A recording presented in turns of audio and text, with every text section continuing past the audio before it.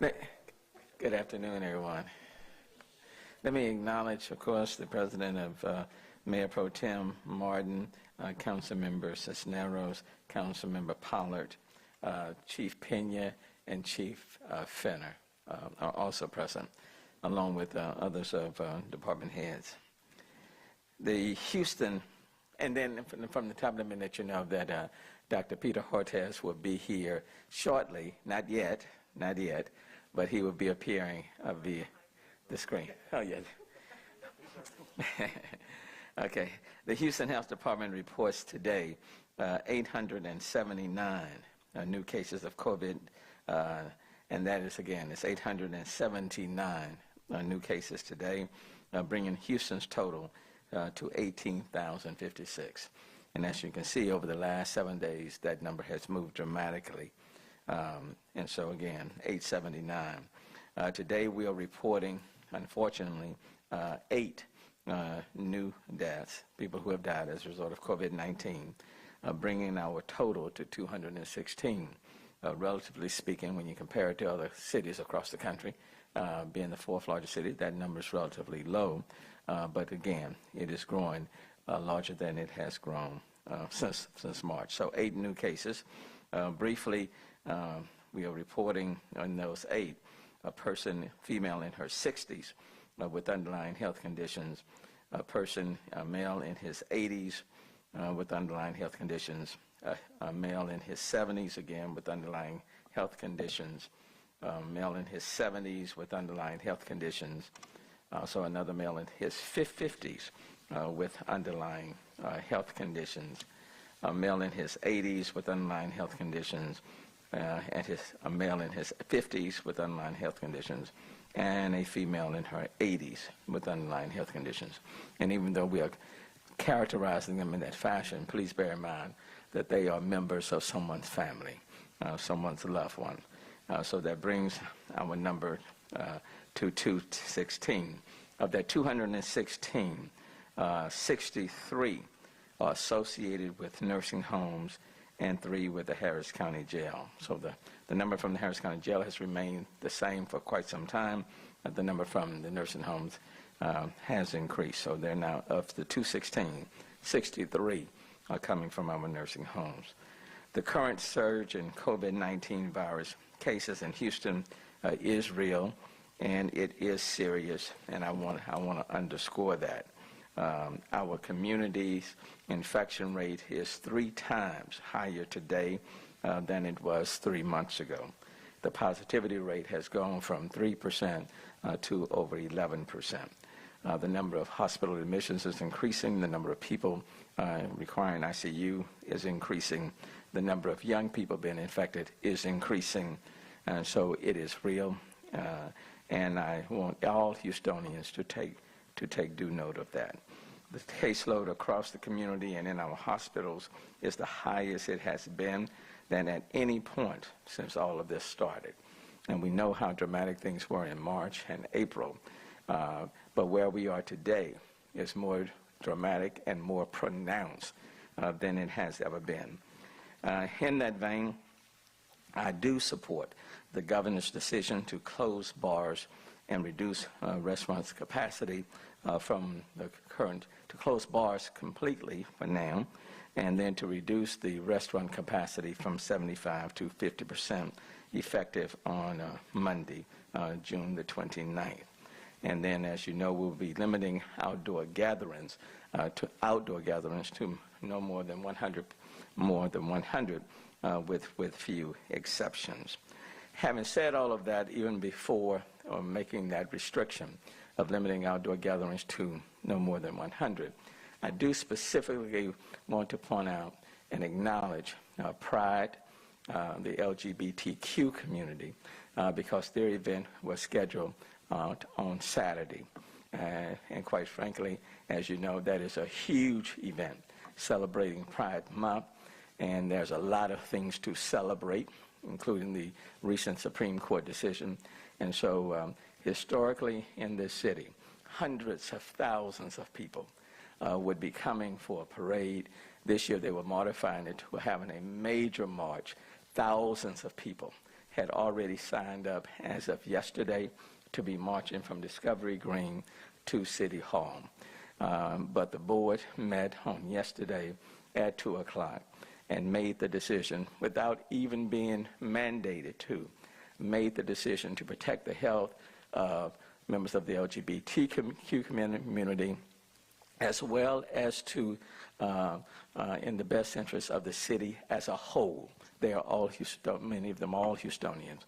They made the decision on their own not to proceed with the march and the rally, but to have a press event highlighting what remains important for the LGBTQ community, the things they need, that we all need to continue to work on, advocate for, fight for, changes in order to make sure that everybody is respected and treated fairly. And so I want to thank Pride, want to thank the LGBTQ community for making that decision not to proceed with their march and rally. Having said that, it does not diminish what we all need to be doing to advance the rights of everyone within our community. So thank you so very much.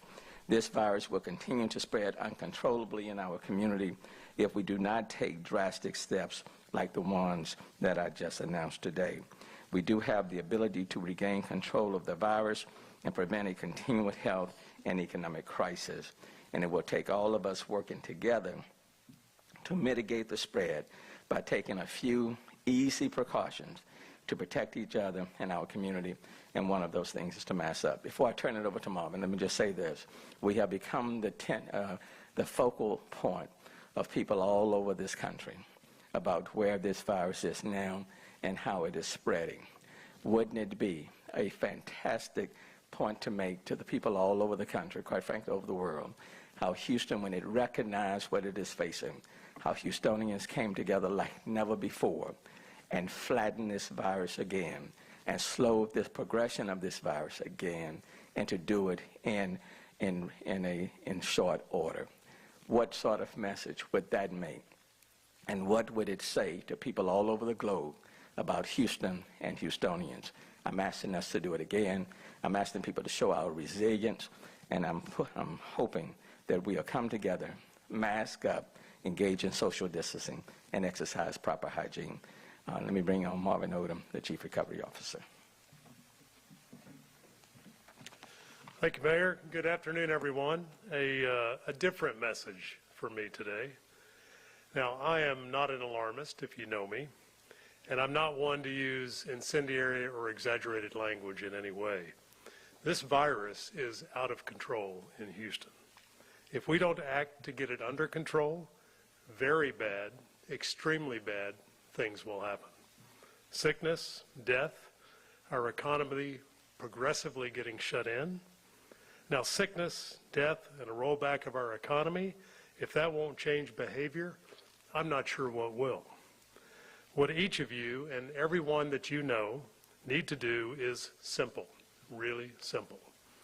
Wear a mask, stay 6 feet apart, and keep your hands clean. That's it. There's nothing political about this. Doing these simple things mean, in my mind, that you respect other Houstonians, and it means that you are in favor of returning to the strong economy that we've enjoyed for so long. Now, we are blessed with an amazing healthcare capacity in this region, but even that has its limits, and they are working day and night to do their part. You need to do your part. The City of Houston is executing a strong plan of response and recovery with all the aspects that we've discussed in the last couple of months. Strategic testing and contact tracing, ensuring adequate protective equipment, assisting vulnerable and at-risk communities, funding multiple initiatives around health and economic recovery, and many more. But now, it all hinges on Houstonians doing the right, simple thing. You need to demand this of yourself, and you need to demand it of everyone else. Thank you, Mayor. Thanks, Marvin. And we have with us Dr. Peter Hotez, who is the leading epidemiologist not only in this city, quite frankly, around the world. So, Dr. Cortez, it's on you. Thanks so much. Can everybody hear me? Yes. I'm always amazed when the technology works. Thank you so much, Mayor Mr. Odom. I really appreciate the opportunity to be here. This is a tough day for Houstonians to have to roll back some of the opening. And we all recognize that this is a significant hardship on the people of Houston and Harris County. We really had no choice. The numbers of cases was going up so dramatically, basically a vertical rise. It's what we call an exponential increase, where the numbers were dramatically increasing. And in contrast to what some of the statements you might be hearing, that it's a consequence of increased testing, that's simply not true. It's being paralleled by an increase in number of hospitalizations. It's being paralleled by an increase in ICU admissions.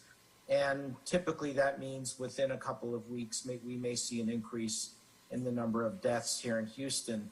So we had to act. I think another very important reason was when we spoke to our colleagues developing epidemiologic models at a granular level looking at the city of Houston, the numbers were pretty worrisome. That the status quo meant that by early July, middle of July, we could see the number of cases on a daily basis increase 3 or 4 times what it is now, something along the lines of 4,000 cases per day, which would be absolutely untenable for us.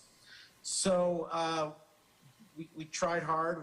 There was many decisions made to halt or slow the opening, and of course the mask, which is so important. But even those measures would not be sufficient, and that's why we're undertaking this under the mayor's leadership and Mr. Odom, these measures today to begin rolling things back. And like the mayor, I'm also optimistic that we can get our arms around this and get back to some level of normalcy. There will be this period of difficulties and pain for a lot of people. The people that I worry about the most, especially, and in my discussions with the mayor, I know this is very heartfelt for him, are the low-income neighborhoods, where it's more challenging to do the social distancing, where people who live in poverty have higher rates of comorbid conditions such as diabetes or heart disease, and are more likely to go into the hospital or in the intensive care unit. And there was an urgency to protect those individuals. Another reason, of course, is that people in low-income neighborhoods, typically for their employment, don't have the option, like many of us, to work remotely or to work by Zoom or Skype. They physically have to be in the workplace, and there was an importance of protecting them as well. So we recognize the hardship.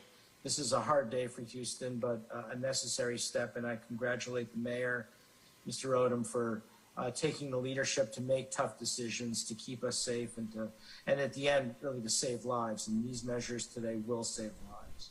Thank you. Thank you, Dr. Cortez. And let me just say, it's requiring all of us to do our part. We're certainly asking everyone to do our part. Businesses are staying open, so there's no stay-home order. But there are occupancy limits, and social distancing is important, and wearing masks. And so we're still expecting other businesses that are not being closed, like bars and clubs at this time, to please do that. And then our firefighters and police officers will certainly be out and encouraging people to do that. And where people are just blatantly abusing the occupancy limits, we will have the wall of shame for them, and they will receive the WAS award, the Wall of Shame award, exclamation point. So that's important. Now let me bring up now Dr. Pearce, Dr. David Pearce. Thank you, Mayor, Mr. Odom, Dr. Cortez. So this has been an eventful day. It's also been an eventful week. 2 days ago, the CEOs from the TMC got on and basically said that they feel that they will be able to handle the load, and that is great news. We've been working with them throughout this period.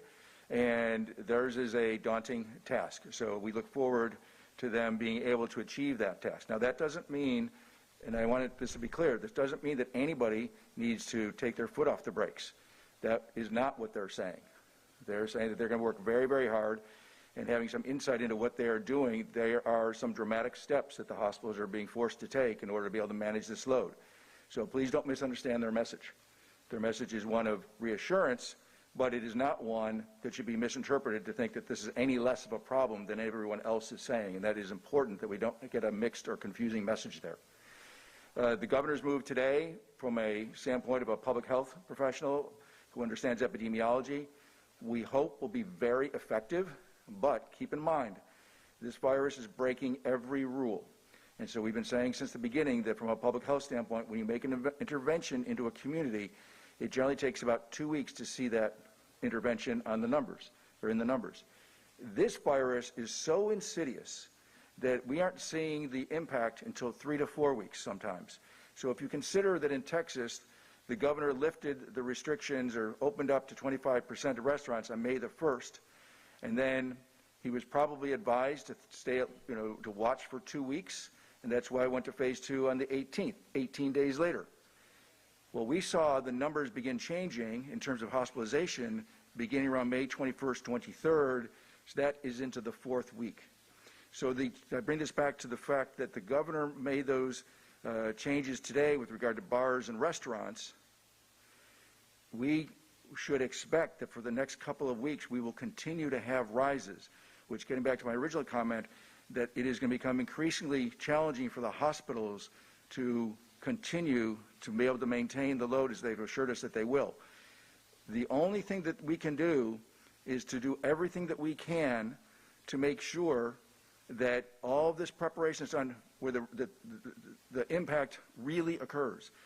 So the governor can do so much, the hospitals can do so much, but if we really want effective change, it's going to be what you've heard 1,000 times now: wear the masks, stay 6 feet apart, don't gather, wash your hands, wash clean surfaces.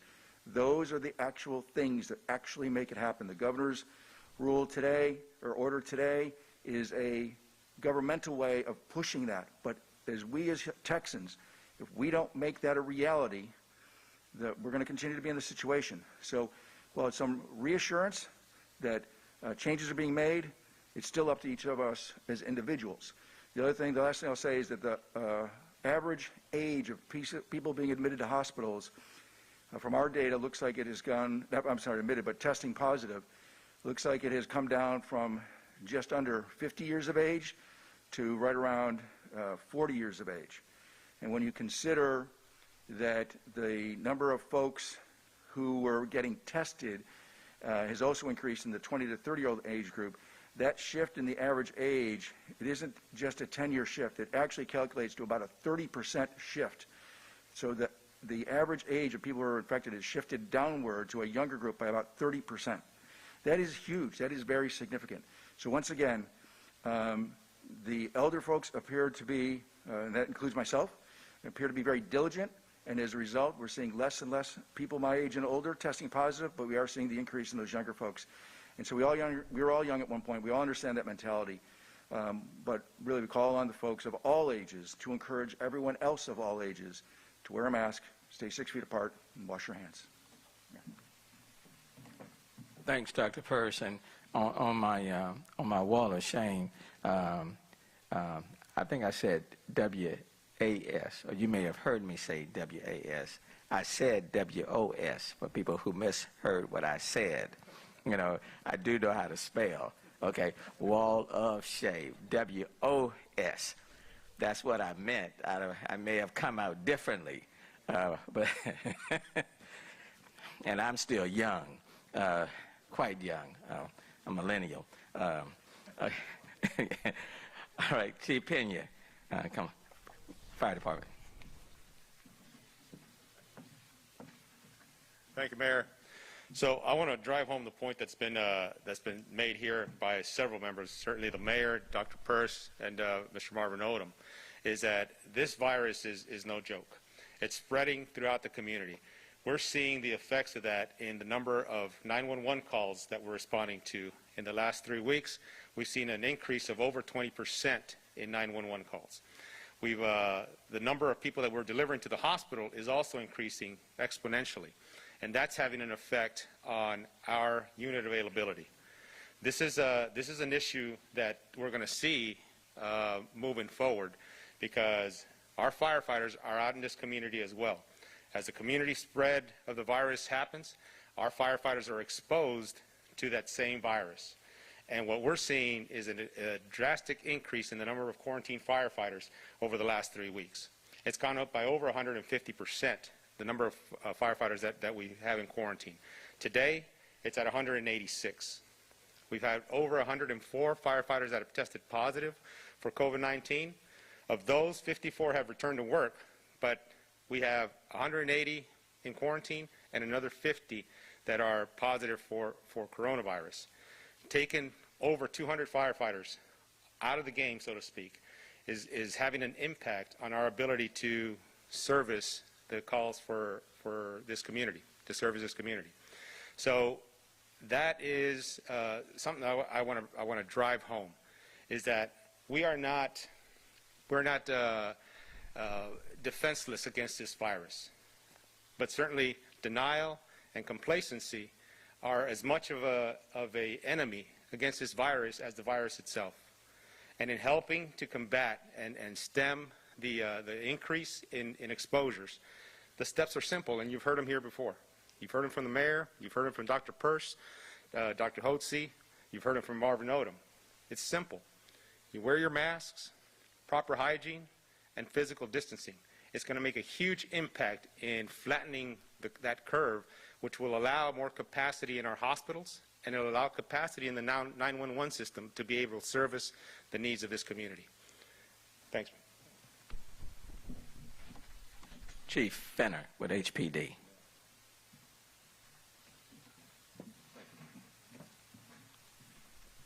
Good evening, everyone. Thank you for your leadership, Mayor. Just want to hit on a few points, and don't want to repeat everything that's said, but we live in a sophisticated city. Whenever I'm traveling over the nation, I always brag on that. And here in this city, we've been through a lot of difficult times. We're there again. So everybody just needs to stand up and do what they need to do. But I just want to share a few HPD numbers, because just as Chief Pena said, we have to respond and protect our citizens, and we'll continue to do that. May 29th, we only had 47 employees tested positive. Year to date, 205 tested positive. 75 of those have returned to work. Current numbers, we have 158 employees quarantined as I speak. 130 of those have already tested positive. We've tested 2,316. So everybody needs to do their part. And as just the mayor said, we've never been a city where we try to come out and write a whole lot of tickets and throw people. We want education, and everybody should be educated by now. But as far as the law enforcement go, we're going to be out there, and we want volunteer compliance. But in front of that, it should be love and concern for your neighbor. And the message to the young people, everybody think they're invincible, and you know you're too young to get it. Dr. Peirce shared the numbers with you. That's where we really need help. Be smart about it. Don't get infected and go home and take it to your mother, your grandmother. Let's just do the right thing here in Houston. Thank y'all. Thank you, Chief. The Health Equity Response Task Force is holding a virtual town hall this coming Tuesday evening for Phase 2 of our Complete Community Initiative. This will be an opportunity to come together to hear some of the concerns of residents in these neighborhoods in the face of COVID-19. This is a virtual meeting for residents of Alieve, Westwood, Fort Bend, Houston, Cashmere Gardens, Magnolia Park, Manchester, and Sunnyside. And we have placed a link on the City of Houston's website to register for a town hall. And of course, this is one of the additional brochures or pamphlets, leaflets that we are putting out. Wear a mask, save a life, which is critically important. And so let me just say, again, a lot of talk about where Houston is and the numbers that are rising. This is our opportunity as a city to pull together like never before. And so we are all asking all Houstonians to do your part collectively to wear this mask so that we can slow the progression of this virus. What a story it will be 3 weeks down the road if the headlines across the country is that it seems as though this virus was going to affect thousands of people in our city. But working together collectively, we flattened that curve again, and we slowed the progression of this virus. We kept our city open and moving forward, and what a story there will be. So hashtag Houston, we can do this, okay? Hashtag Houston, we can do this. I know we can, and I know we will, and I'm asking us to work together like never before. Having said that, we'll take questions from anyone. And I don't know if Dr. Peter Hotez is still with us. He is still there. Okay. So, any questions to any of us or to Dr. Hotez? Well, I've got the pool question. Okay. So here we go. What is your response to the governor for scaling back, and do you think it's adequate? Number one, I support the governor's move to scale back. I support closing clubs and bars. They were just out of control. Many of them. I won't say all of them, but many of them. Reducing the occupancy for restaurants from 75% to 50%, I support that. Allowing local governments to control any outdoor activities outside of 100, beyond 100, I support that initiative. And in so doing, for example, the permitting department, for the months of July and August, we are reevaluating any outside activities with a population of more than 100. So I do support that. And then, again, re-emphasizing the importance of wearing the mask. And, Mayor, you said that the clubs and the bars, they were out of control. Certainly starting on Memorial Day, we also saw those pictures. Right. But how many citations were actually written, were any? Well, I'm not in the best position to give you a number, certainly can, but what we were emphasizing, for example, number one, our monitors, inspectors were going out, taking a good look at what people were doing. We supported the efforts of the TABC. As you know, several of those bars and clubs, permits were pulled for like 30 days. We supported that. And even this week, the goal was to plan to go out in massive force to inspect those clubs and bars and to join with the TABC in encouraging their license to be pulled. The fact that they are now being, as of noon, closed, that's a very positive step in the right direction. But what kind of enforcement, what does enforcement mean? Are there actually tickets written? No jail time, okay? Could be up to a ticket of $1,000. That is what was allowed by the order that was put forth by the governor. And just in terms of testing, the number of tests that are still available publicly, Yes. the wait times, and is anything being done to get more of them? On more testing sites, the answer is yes. I think right now we have about 27. I think the other day, if I'm not mistaken, we opened 6 additional testing sites. But we're wanting test sites all throughout the city of Houston. The demand for tests has been growing each and every day. But let me call on Dr. Peirce. So some other good news for today, which I failed to mention, was that the federal government extended their support to for the city of Houston, our stadium-based sites, for another 2 weeks. So that gives us some more time to build more infrastructure so we can maintain a large number of test sites across the area. The demand has grown significantly, and we have heard that there are people who want to be tested and are having trouble getting testing. So we're working on that. There are a large number of test sites across the region, and quite honestly, it fluctuates week to week with the resources that we can get. We're working with multiple partners. We're working with the Texas Department of Emergency Management. We're working with UMMC, for example. We're working with a number of the federally qualified healthcare centers, and so it has to shift a little bit from week to week. But to the degree that we can, with whatever resources we get, we will increase testing until we meet the demand.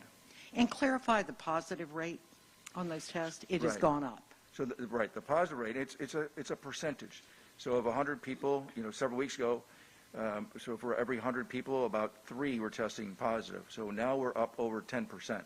Now that is a more than threefold increase. So when you hear people talk about there's being more tests and that thing, it's missing the point that the rate of positive test results is going up, which reflects that there are more individuals within the community that are carrying the virus. And let me point out, that means they're carrying the virus so they could spread it. That doesn't mean that they're sick, and this is one of the challenges with this virus. People are infected, they don't know it, they're able to spread it, and that's why it's so, and I used the word earlier, that it's an insidious virus, and that's exactly what it is. And there's some questions from KRIV. They said that the Vice President advised Americans that the increases in the Sun Belt were outbreaks in certain community and not so much a sign of an increase in cases in the overall picture. Do you feel it's just an outbreak, or do you think that's going to continue to grow? Well, it depends on how you want to use the word outbreak. In terms of continuing to grow, depends heavily on how much people hear and adhere to the message that we're trying to promulgate today.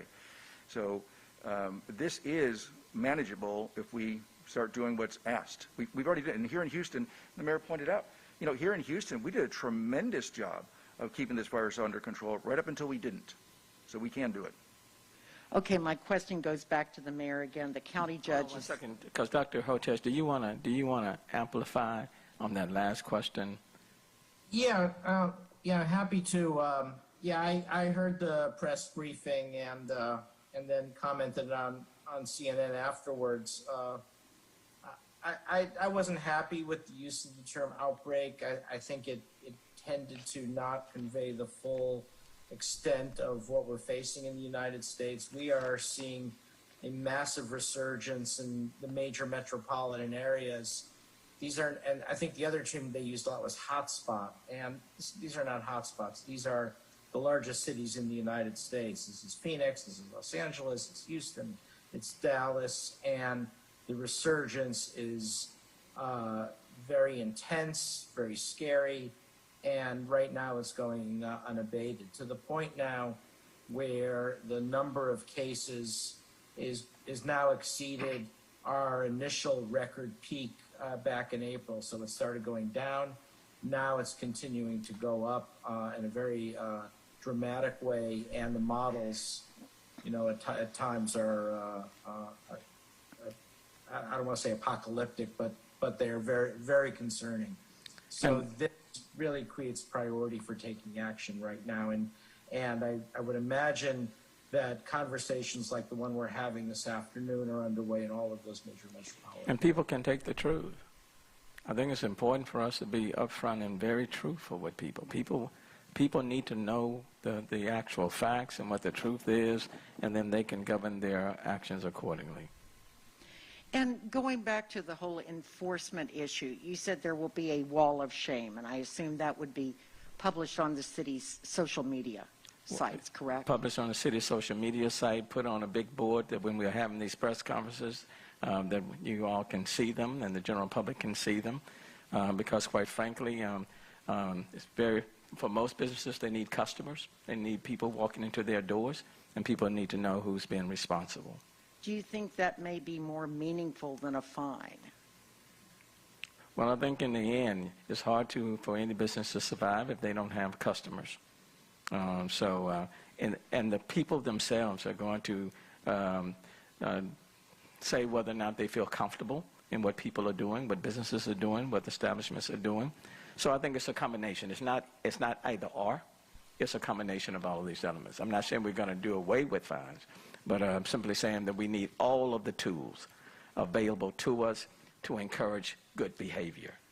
And one more question. Will city parks, pools, recreation centers, will those remain open? The pools never open. They're not open this summer. The splash pads never open, and they are not opening. The basketball courts are not open. They have not opened. We are not encouraging in a sense, any group sports in large numbers. We're not doing that. For example, just like with the library, we are postponing the next phase of opening. So we will ourselves take the initiative. We will, employees where they can't work remotely, with social distancing, they will continue to work remotely. All of those things will take place. And I know you're emphasizing the mask, the hand washing, the social distancing, the county judge is asking people to stay home if it's at all possible. Is that also part of your messaging? Well, number one, we don't have the authority to put forth a stay-home order. The fact that clubs and bars, their activities have been suspended, that's a good thing. Reducing the occupancy from restaurants from 75 to 50%, that's a good thing. Now it's very important, for example, for people to put on their masks. We know masks work. And if people would do that, then and all of the other component parts, those things work. Okay. And let's see, we'll continue to look at the numbers. We'll continue to look at where things are and the success that we are having, and then we will govern ourselves accordingly. And if I could ask Dr. Hotez a question, this will be the last of the pool questions. And this is from KHOU. Dr. Hotez, you criticized the White House COVID task force in several areas. What models, trends, or facts do you think they should be looking at rather than the ones there currently are? Well, you know, my issue with the White House task force is that it's that they're disorganized and they're often uninformative because they don't present the data in a way that's easily understood or interpreted, and they don't contextualize, provide an overview. So I always come away from those White House task force briefings left quite unsatisfied, and it was the same today. So it's really hard to, basically what I came away with was that they were unable to articulate why what's happening is happening in the American Southwestern metro areas. They were unable to articulate where they think this is heading. They were unable to identify any predictive models of what they can expect, and they were unable to articulate any plan that they have beyond saying they will support local health authorities when they can. And so, it was very hard to come away with anything tangible. And to clarify, you said that based on the models that you've been looking at, there could be as many as 4,000 cases a day reported in Houston, Harris County, and that would be in the next couple of weeks if it goes at the current rate? Yes, that's correct. This is the models that I look at. There's and they're not complete. They're not always completely aligned. I look at the University of Washington IHME models. The 4,000 number comes from the University of Pennsylvania lab, CHOP Policy Lab. You can go to it by going Policy Lab. Just if you Google Policy Lab and CHOP and COVID-19, it will take you to a bar that lists projections, and you can scroll to your individual county. I tend to like that one over some of the others because it's more granular for individual counties, where others just provided for the entire state. And then Lauren Myers at University of Texas, Austin has some very useful models, and UT School of Public Health as well. And there's a lot of good information on both the city and county health department websites. And then Houston Chronicle's got a wonderful website as well too. But if you're looking at predictive models, the Philadelphia Policy Lab, UW, Lauren Myers at UT Austin are the ones I look at the most. And we keep asking you about vaccines. What's your prediction for when one would be available? Well, thanks. We to accelerate a recombinant protein vaccine, which we hope to be in clinical testing by the end of the year. We're not currently part of the Operation Warp Speed program, which is only 5 vaccines selected by the major pharmaceutical companies. Those are beginning to go into phase 3 trials later this summer, with the Moderna vaccine as the first one, and others will follow. And it will take approximately a year to collect sufficient information for whether any of these vaccines actually works and whether it's safe. And potentially by Q3 2021, maybe some of the first vaccines will roll out. But I would also caution to say that the initial vaccines may not be the best in terms of giving the highest levels of protection. and we will still require some level of public health infrastructure along the lines we're speaking about today. In other words, I think there's a misunderstanding by the public on how these vaccines will work. They, at least to begin with, they may not be replacement technologies. They will be companion technologies along with a lot of the public health infrastructure that they have. So that's a very long-winded way of saying it's going to be really important that we pay attention to messages such as the one we have today. Well, important for everyone to have situational awareness and keep up with the news and watch what's happening in order to make the best informed decisions for yourself and your family. Thank you, Doctor. Dr. Thompson with H&D Magazine. You've been writing a lot and speaking on the relationship between poverty and health, especially in the National Tropical Medicine School, where you're the dean. There is this issue of testing. And you know, the president of a country like America, whatever he says is very, very important and should be taken seriously.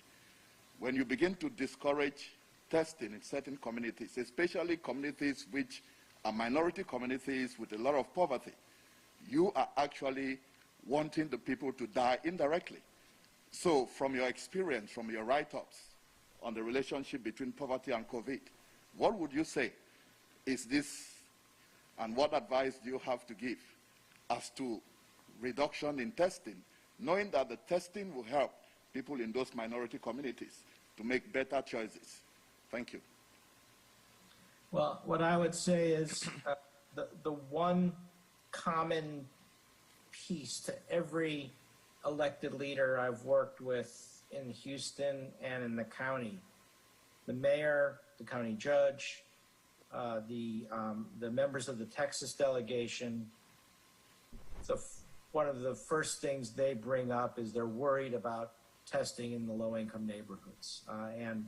And I have to say the mayor has made this his top priority. I cannot have a conversation with the mayor unless he first brings this up with me. And so I can tell you there is a profound commitment there. So despite, I don't really quite understand that whole story with the White House and what that's all about. And I haven't paid that much attention because I know that the city and the county are absolutely on top of this and committed to it. And I'm sure the mayor can elaborate. Thank you. And that's absolutely correct. This virus is an equal opportunity abuser with a disproportionate impact on at-risk and vulnerable communities. But it is an equal opportunity abuser. And Dr. Hotez, I have one other question that just came in. How long will it take to contain the virus with Governor Abbott's current orders, and are those orders enough? The answer is I don't know. And also with the red alert system and how liberally or literally that's going to be interpreted. And so there are too many unknowns for me to say. All I will say, I think Dr. Peirce mentioned that it'll take a couple of weeks to know what these trends are going to be like, and we'll know when we know if we start seeing a decrease. I do think if we continue to see a more dramatic acceleration than we'd hope, and if these numbers continue, I will continue to use my voice to advocate for additional measures. So I don't know. I do think things will be better because of today, what's happened today and the last couple of days. Exactly how that will impact the inflection point in terms of reducing that very aggressive and very frightening slope, it's too soon to say. Thank you. Hashtag Houston, we can do this. Thank you so very much. Thank you, Dr. Ortiz. Thank you very much. Thank you. Thank you, council members. Mayor Turner and his COVID response team, and a special guest today, Dr. Peter Hotez, talking about where the city is. No huge announcements really out of this press conference other than the mayor saying he supports what the governor has done, and that is close bars. That started at noon today, and also reducing the occupancy of restaurants from 75% down to 50%. The mayor supporting those moves by the governor, kind of rolling back a little bit of the reopening here in Texas as we surge here in Houston and Harris County. Hearing from Dr. Hotez there that at this current rate, he's afraid we're going to have 3,000 to 4,000 local cases, new cases every day in the Houston, Harris County area if something's not done immediately to slow that surge as it stands today. And that worries him very much. And he is, of course, an expert in this field. So we all take notice when he says something like that. We're going to wrap it up here. We're back with the 411 in just about 10 minutes. We hope you'll join us there. We'll get to the last part of the Ellen Show, and then we'll see you back here in 10 minutes.